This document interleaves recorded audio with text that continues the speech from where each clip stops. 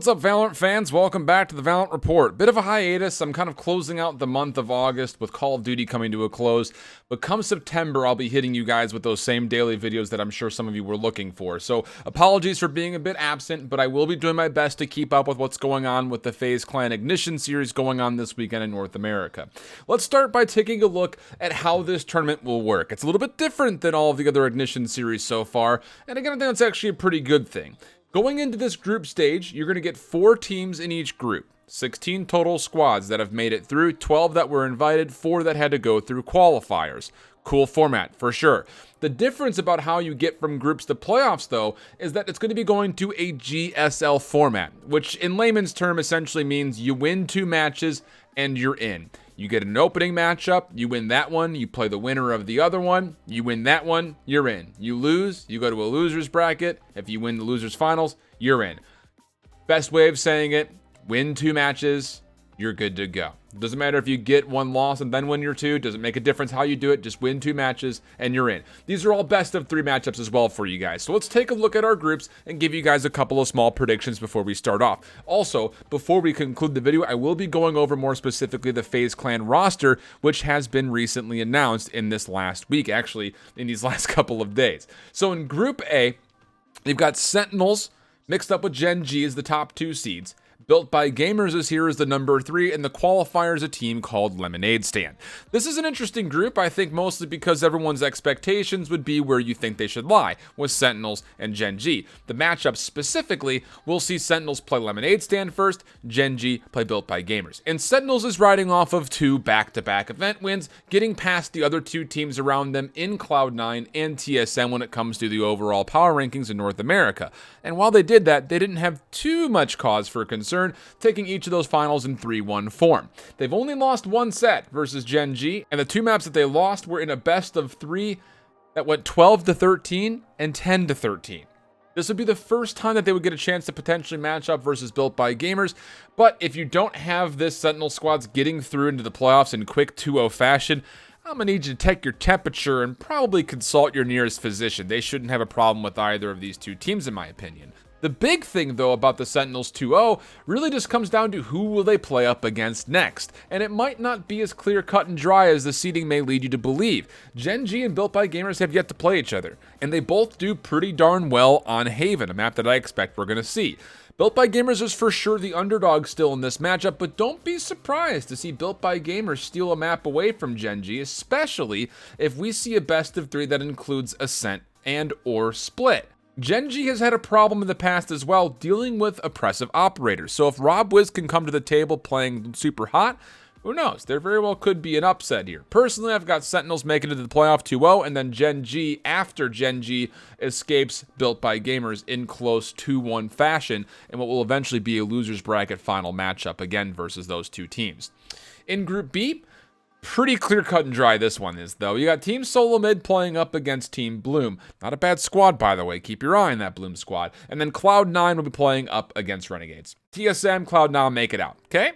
Okay. This group will just really come down to seeding between the 2, and Cloud9 and TSM would play in that winner's round 2 matchup. These 2 have only played each other a single time, and it did go the previous time the way of Cloud9 after TSM put up an absolutely embarrassing display on Ascent, only winning a single round back in the Pulse Invitational. This is the pinnacle, though, of our North American snipe-off. Tens versus Wardell. A treat to be sure.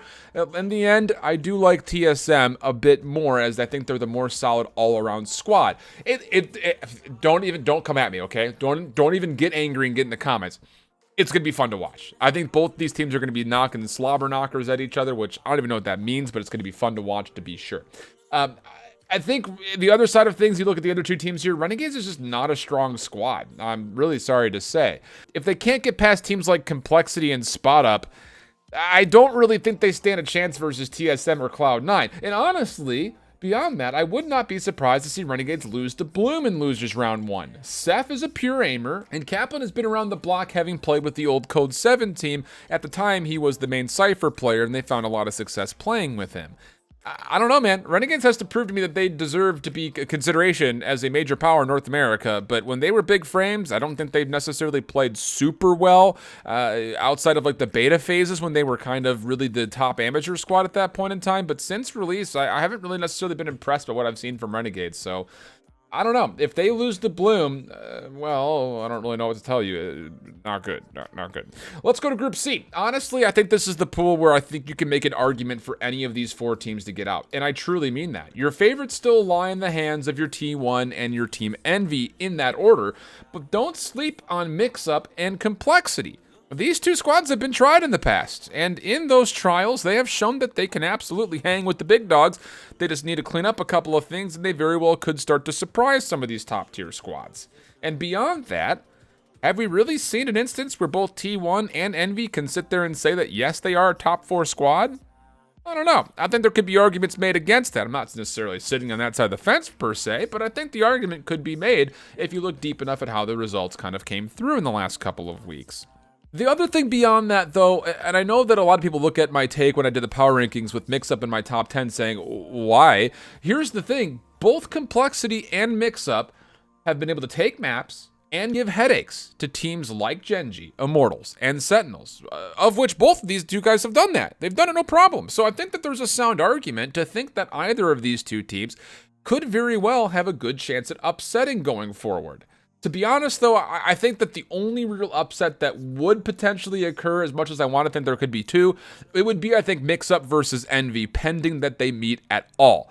If that piques your interest, you take from that what you will, but personally, I think that T1 and Envy will escape through this matchup, T1 coming out as the favorite of the group, Envy coming to the losers bracket, where I think they'll have to beat Mix-Up, and I think it's going to be a good game. So keep your eye on Group C. No real specific predictions for you guys. I'm interested to see what they have to offer, but that's an interesting pool where I think a lot of upsets can happen. It's not nearly as cut and dry as I think other broadcasters are out there making it sound. In Group D, to finish things off, before we jump into it, this is where the home team is, FaZe Clan, and a lot of us have been curious. We saw FaZe Clan way back during the T1 Ignition series and looked pretty good.